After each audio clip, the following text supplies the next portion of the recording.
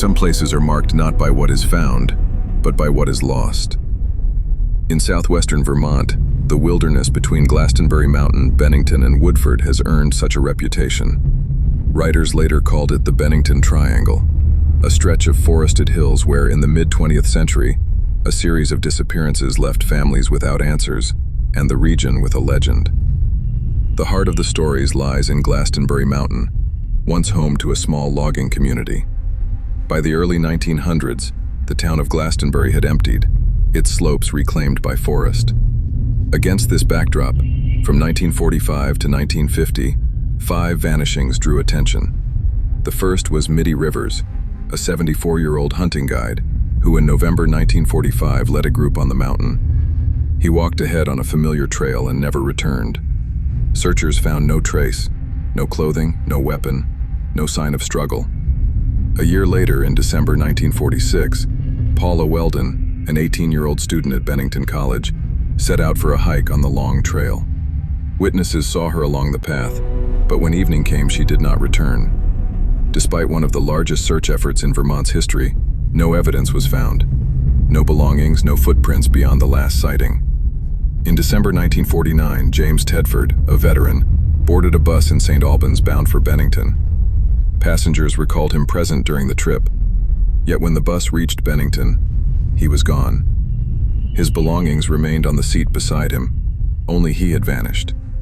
The next year, in October 1950, Paul Jepson, just 8 years old, was reported missing while tending to the pigs on his family's farm. His tracks led toward the woods, then stopped.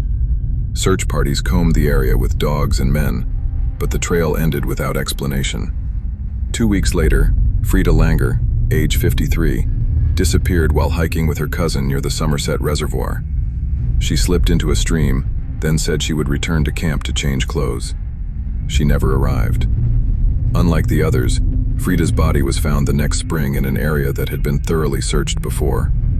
The cause of death could not be determined. These 5 vanishings within 5 years gave the wilderness its enduring reputation. Locals began to call attention to older tales, Native American traditions that warned of Glastonbury Mountain as cursed or dangerous, and 19th century reports of strange lights and sounds. In 1992, writer Joseph A. Citro gathered the accounts and coined the term Bennington Triangle, drawing comparison to the Bermuda Triangle. Skeptics argue that each case has its own explanation: accidents, exposure, crime, or simple misfortune in difficult terrain. The mountain's forests are vast, rugged, and capable of concealing what is lost. Yet no single explanation binds the disappearances together, and the absence of evidence has allowed legend to grow. Today, hikers still walk the long trail, and the forests of Glastonbury remain quiet but accessible. The disappearances are not repeated in the same way, but their memory lingers. Each story, the guide, the student, the veteran, the boy, the hiker, is tied by silence, by trails that end too soon. And so the Bennington Triangle is remembered not as a place of proof, but of absence. A wilderness where names were spoken, then lost, and where the air itself seems to hold the echo of a question. How can 5 lives step into the forest and leave not even a trace behind?